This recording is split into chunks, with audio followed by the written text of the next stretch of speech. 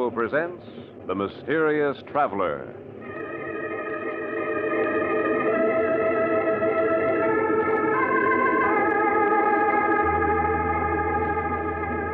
This is The Mysterious Traveler, inviting you to join me on another journey into the realm of the strange and the terrifying. I hope you will enjoy the trip, that it will thrill you a little and chill you a little.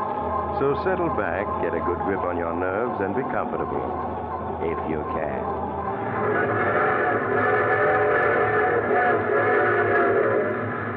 Where are we going? Today we're going to delve into the strange story of a Chinese bell. A bell whose ringing is a summons for the dead to live and the living to die.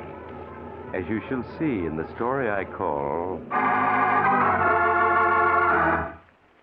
Death is the Judge.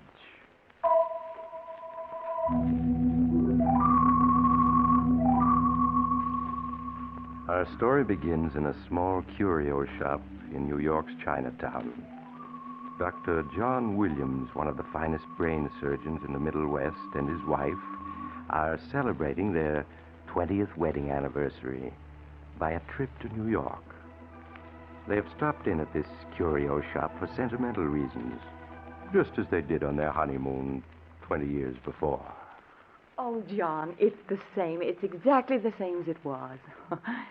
Doesn't look as though a thing had been sold since we were in here last. It certainly doesn't. If it wasn't that old Ki Wong is dead now, I'd be tempted to believe we'd gone back 20 years when we came through the door. Even the smell of incense and ginger's the same. We must buy something, John, even if it's only a trinket, just for sentiment's sake. If you want a trinket, how about this statue of Buddha here, huh? It only weighs about 3 tons. Oh, silly. But what about one of these bells, John? We need a dinner bell. How would this one do? That would be better for a temple gong, darling. Better try again. All right, John. Oh, I have it. This lovely little bell of rose crystal. Why, it's the exact color of that rose crystal pendant old Ki Wong sold us on our honeymoon. The lady has found something that pleases her? Yes, this crystal bell. How much is it? And please don't make the price too high. The price is not high, but the lady would not want it. But I do want it. Why should you think I wouldn't? Once it was a most unlucky bell. Now it is broken. My honored father, Ki Wong, broke it to break the evil fortune that followed it. Broken? Where? Looks all right to me. It is broken because it will not ring. The clapper is gone. That's right, Mary. The clapper is missing. But I could easily have a new clapper made. It is not possible. Only the clapper carved when this bell was carved out of the same block of rose crystal will make this bell ring. But that's ridiculous. I never heard of such a thing. Oh, we can test it easily enough. Suppose I tap it with this silver pencil. That ought to make it ring. I am happy to have you try. That's odd. It won't make anything but that dead sound. I'll bet I could make it ring. You're welcome to try, my No, dear. I don't mean now. I mean once I got it home. When my honored father took out the clapper, he meant that this bell should never ring again, and it never will. But why, Sam Key? Because bell was stolen, and so carried evil fortune with it, and because it is a bell of life. It came from a temple in Tibet. Only lamas were permitted to lay hands on it. But obviously someone else did. That is why it is unlucky. When my father received it 20 years ago, he took out the clapper and disposed of it. I do not know where or to whom. But why?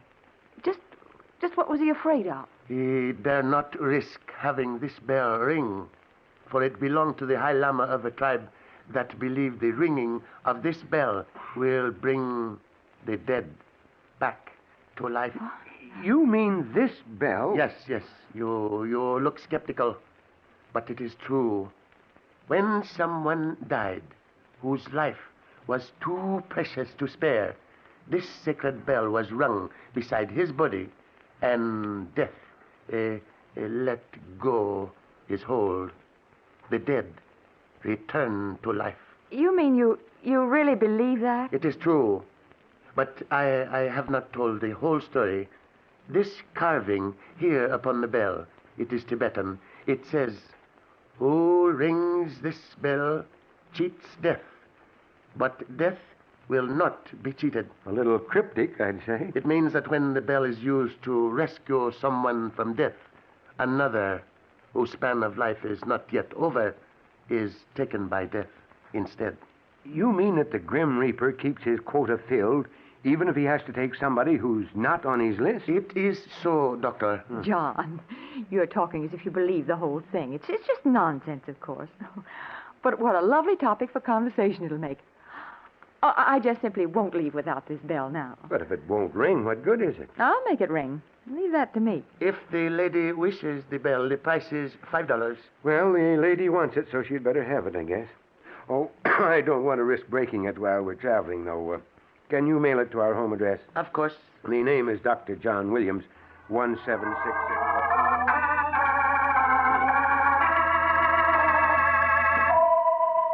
And so, a week later, shortly after Dr. Williams and his wife had returned home, a small package reached them. As he unwrapped it, Dr. Williams' curiosity was stirred again, and in his study he tried once more to make the strange bell of rose crystal ring. Curious. It really won't ring, no matter what I tap it with.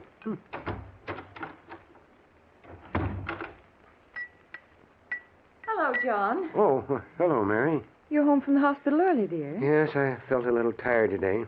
But look what just came in the mail. Oh, why, it's my crystal bell. Oh, John, it's lovely. It's even more beautiful than I remembered it. Yes, but I'm afraid Sam Key was telling the truth when he said only the original clapper will make it ring.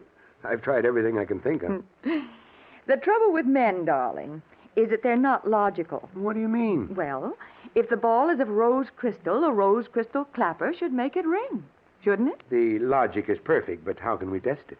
By using my rose crystal pendant, of course. I'm wearing it this afternoon so we can try it out right away. Here, see? Now what? You hold the bell, and I'll tap it with the pendant. All right, tap away, but I bet it doesn't ring. You'll see. Now listen. There. What'd I tell you? It did ring. Of course it did. I was sure it would, even if Sam Key's story was true. John, don't you see? Don't I see what? Well, my crystal pendant is the bell's missing clapper. The missing clap? Mm-hmm. Good heavens, I almost believe you're right. Well, I am right. As soon as Sam Key told us how his father took the clapper out of the bell and sold it 20 years ago, well, I was positive he'd made it into the pendant that he sold us 20 years ago. It should be impossible, but it certainly looks as if it must be true. After all these years, the bell and the clapper have come back together again. You know, I knew there was something queer about that bell the minute I saw it. Queerest feeling came over me that I just must have it. I'm not sure that I like that thought, Mary. Oh, silly. I know you half believed that story Sam Key told us, but I didn't.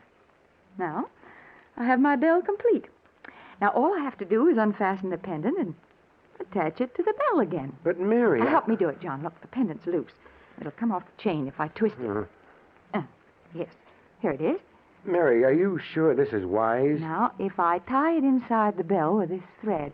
Darling, please hold it so I can see what I'm doing. There. Now it's as good as new again. Listen. Mary, John, what is it? I don't know. I don't feel well. Oh, you're tired, darling. Now, please sit down. Sit down here. I will. I feel better now. It was just a moment's dizziness. You're working too hard at the hospital. That's what's the trouble. Well, maybe. I admit I had a strenuous day. I spent 2 hours on a brain operation. A splendid boy. He looked a lot like our David. But he'll be good for another 50 years now, with luck. Just the same, you must take it easier, John. Now, you sit still here while I fix you some spirits of ammonia, and then... Well, that's probably for me. Now, you sit still. I'll answer. Hello? Yes, Dr. Williams is here. Who's calling, please? The hospital? Oh. Yes, I'll tell him. Goodbye. Mary, what's happened at the hospital? It's an emergency case, John. Another brain operation. And, oh, darling, you are so tired. Can't be helped. I'm the only brain surgeon in town these days. Help me get into my coat, will you? Where's my hat? Oh, here you are, dear. Thanks. Now let me straighten your tie. All right. There, you're ready. I'm going to drive you over, and you can relax until we get there. All right, then, but let's get going. Almost 5 miles to the hospital.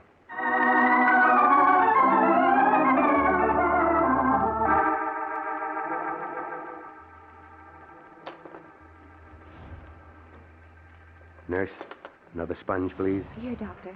Dr. Williams, the pulse is very faint. The breathing has become dangerously weak. I'll have to try adrenaline. The hypodermic, nurse. Yes, Doctor. I'll get it ready. The patient has stopped breathing, Doctor. And there's no pulse. Quick with that adrenaline. We've got to get the pulse started again. Here, Doctor. Good. There. That ought to start the heart action again. There's still no pulse, Doctor. We'll try artificial respiration. Yes, Doctor. Oxygen, nurse, quickly. Keep the pressure steady, nurse. Johnson, any pulse yet? Not yet, Doctor. The adrenaline doesn't seem to have taken effect. Well, it must. Nurse, give me more oxygen. I'm going to continue the artificial respiration as long as there's a single chance.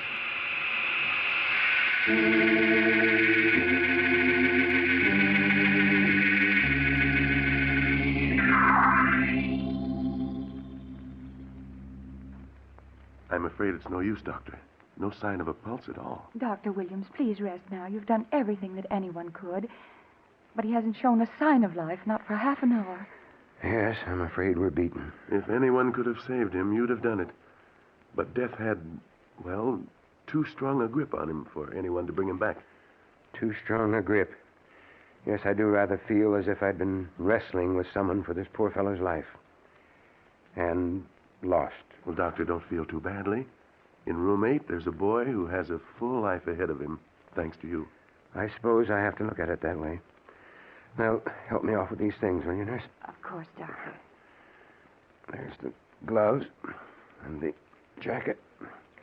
Now, what did I do with my coat? I just threw it down somewhere when I arrived here. I was in such a hurry. I've got it, Doctor. Let me help you. Oh, thanks, Johnson. What the deuce have I got in this pocket? It's that bell. I must have jammed it into my coat without thinking in the rush to get here. Oh, look out. Catch it. Oh, I have it. Ooh, that was close. Might have smashed on the floor. Here you are, Doctor. Thanks. I almost wish it had broken, though. For some reason, I hate the sound of it. But my wife... Dr. Williams. Yes, nurse? The patient. The color's coming back in his face, and I can feel a pulse now. What? Here, let me see. Yes, you're right. His heart's beating again. Look. He's beginning to breathe. Quick, start the oxygen Yes, again. Doctor. I'm going to give him an injection of plasma. Make the preparation, please, Johnson. Yes, Dr. Williams. How is the pulse now, nurse? It's getting stronger, Doctor. His respiration is gaining, too. Yes, Doctor. What? I've never seen anything like it. It's almost a miracle. Now, where's that plasma? Here, Doctor. I have everything ready. Good. Nurse, disinfect the arm, please. Right away, Dr. Williams. Oh, here comes Dr. Bronson. How's it going, Williams? Been having trouble? Oh, hello, Bronson. Yes, a little trouble, but I think we're in the clear now. For a while, I thought the patient was gone, but now he's going to pull through, I'm sure of it. Good. Doctor, I'm afraid I have bad news for you about your other patient, though. What do you mean? The boy in room 8. The one you operated on this afternoon. Yeah? He died suddenly just a couple of minutes ago. Just went like that for no reason at all.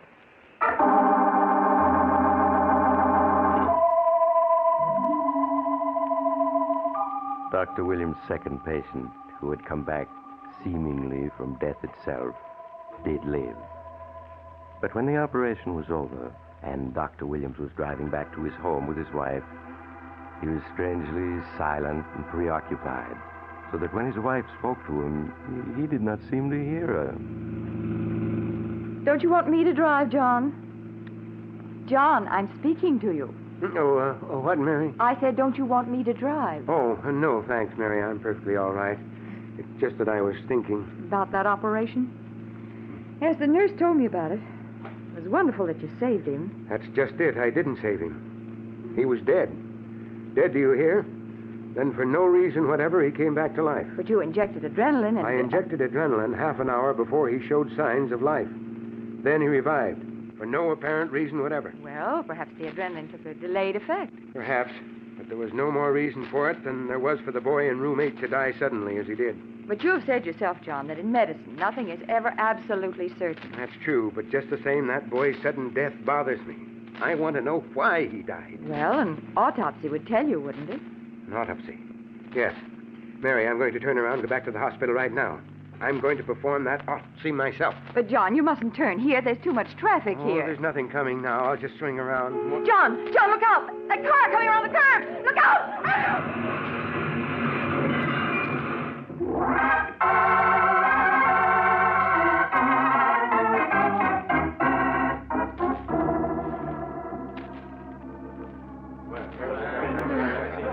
Stand back, all of you. Come on, get back. Now, lady, drink this. It'll make you feel better. Thank you, officer. You were in an accident and knocked out for a couple of minutes. But you're coming around all right. Just drink this and lie quiet. An accident? Yes. My husband, where is he? I'm sorry, ma'am. Oh, he's hurt. Where is he? I must go to him. He's right here, ma'am. When I come along on my motorcycle after it happened, I pulled you both out. But he wasn't breathing. John. John, speak to me. It's no use, ma'am. I'm afraid he's gone. Oh, John. John. Come on, get back, all of you. Get back, I say. Now, ma'am, the ambulance will be here in a minute. If there's anything to be done, they'll do it. There's nothing. I've been a doctor's wife long enough not to know death when I see it. Just let me sit here where I can see him. I know how you feel, ma'am, and I hate to bother you. But if you could just tell me how it happened for my report. You see, the other driver says... It wasn't my fault. I couldn't help it. He pulled right out in front of me. Didn't even signal. Now, take it easy, mister. Or you'll make that bump on your head worse. Officer, where's my bag? There's some smelling salts in it. I feel faint. Well, here's your bag. I took care of it. Thank you. I'll feel better in a minute. And here's something that was in the bag, ma'am. Fell out and I put it in my pocket. It's a bell. I'll put it in your bag if you like. Mary. Thank you so much. Oh, Mary. Where are you? John. John. Was that a bell ringing? Seemed so loud and clear. Like an alarm waking me up. What's happened, Mary? There was an accident, John. But you're all right. You're all right. An accident? Are you hurt? No, John, no. Please lie still. Hey, he's trying to sit up. And only a moment ago, he was dead. Gee, I'm glad he's okay, even though the accident wasn't my fault. Hey, mister, I'll give you a hand. Officer, What's wrong? I told you to be careful. You got quite a bump on the head. I feel so weak, so dizzy. Oh, he's keeled over. Where are those smelling salts? Here, let me look at him. I'm a doctor. John, you shouldn't exert yourself. Now, please, Mary. How is he, Doc? This man is dead.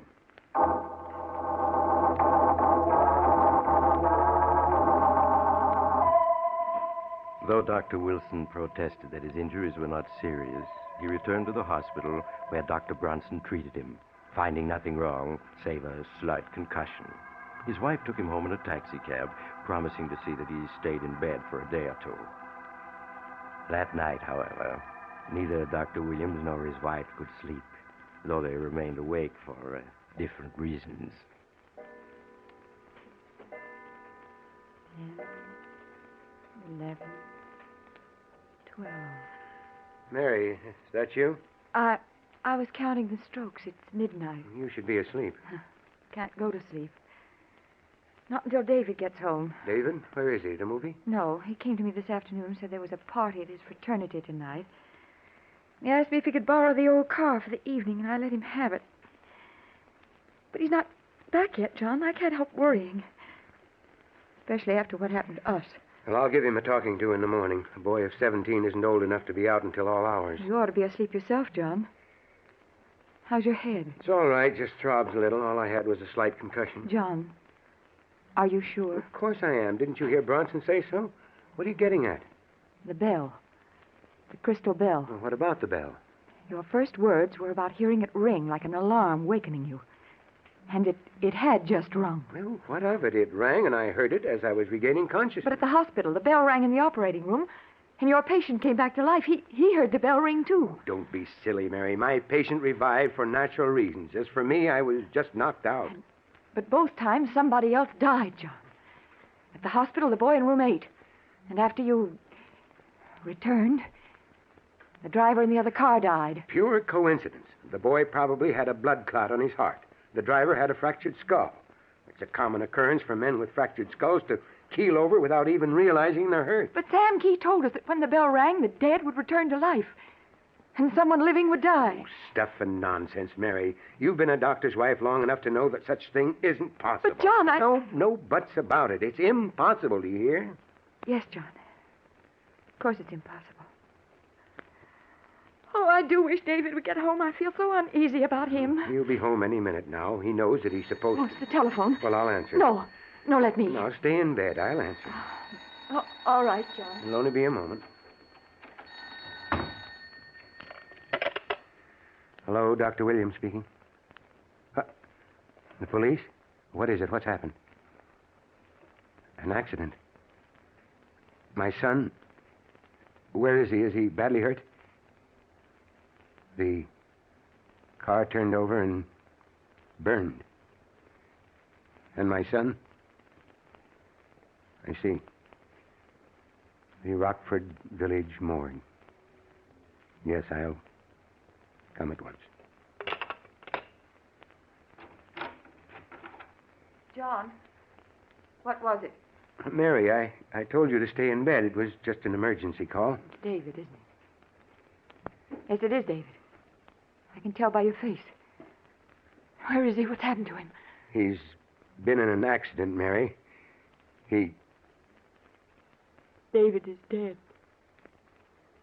Is that it, John? Yes, Mary. Take me to him. Oh, John, you got to take me to him.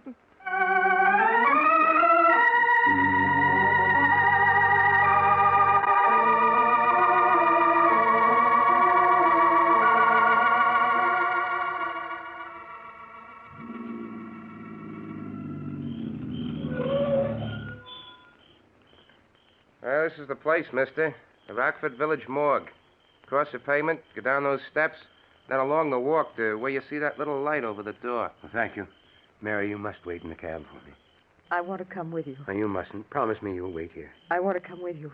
I want to see my son. Not yet. Promise you'll wait for me. All right, John.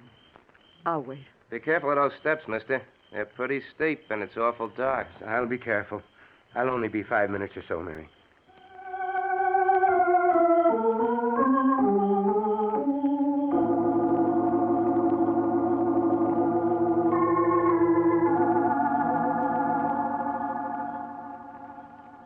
Here comes your husband back now, ma'am. John. Oh, John. Was it David? Please get back in the cab, Mary. No, John, I must know. Was it David? Yes, Mary, it was David.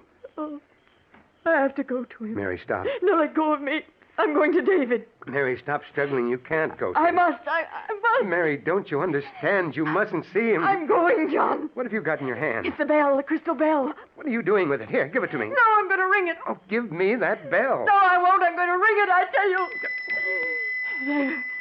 Yeah, I've rung it. I've rung it. David! David, did you hear? Mary, you're out of your mind. I'm not. I know what I'm doing. David! Can you hear me? Now, give me that bell. There. In heaven's name, what are you trying to do? It brought back your patient. It brought you back. And it'll bring back my son. Mary, come to your senses. It's just a bell. Not. I know it's not. You were dead. And I saw it bring you back to life. You mustn't believe that. And even if the bell were more than a bell, don't you understand? The car turned over and burned. I had to identify David by his fraternity ring and the driver's license in his wallet. I don't care. He's my son. David!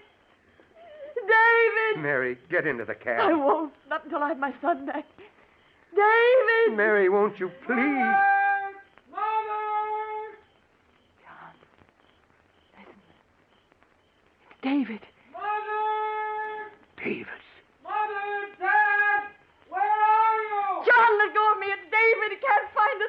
go to him. Mary, don't you understand?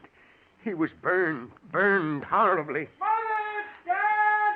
Where are you? Mary! Let go of me. He's my son, and I'm going to him. David! David! Mary, come back. Mary, don't go down those steps to the morgue. David! David! Mary, come back. Come back. Hey, mister, watch yourself. Look out for them steps. Mary! Mary! Mister, look out! Mister, are you hurt?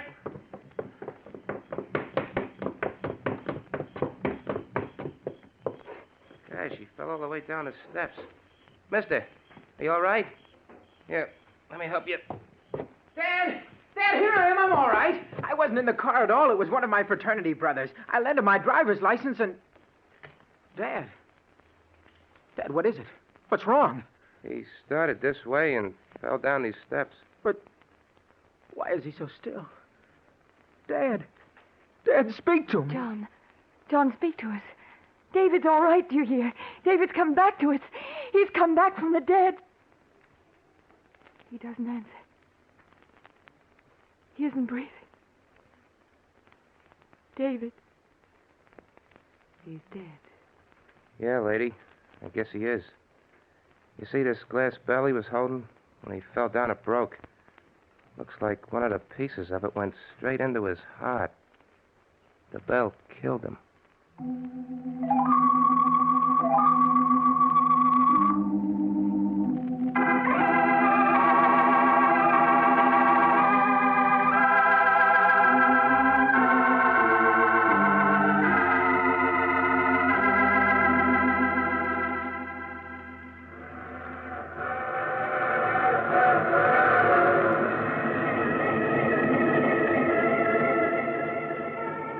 This is the mysterious traveler again. Yes, Dr. Williams was dead, but his son is alive and well, even today. Although it wasn't because the bell rang. Of course not. Anyhow, the bell is broken, so there's no way of proving whether or not it had strange powers of life and death, or whether it was just a coincidence that each time it rang, one of the dead lived and the living died. But if I were you, I'd certainly play safe. If you hear a bell ringing tonight, don't answer it. It might be ringing. Oh, you have to get off here. I'm sorry. But I'm sure we'll meet again. I take this same train each week at this time.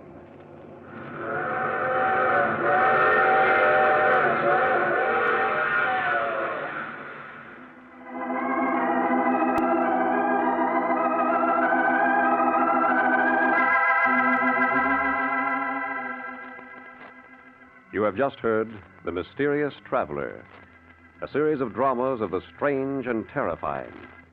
In tonight's cast were Maurice Tarplin, Cameron Prudhomme, Eleanor Phelps, Donald Buca, Juan Hernandez, and Mort Lawrence.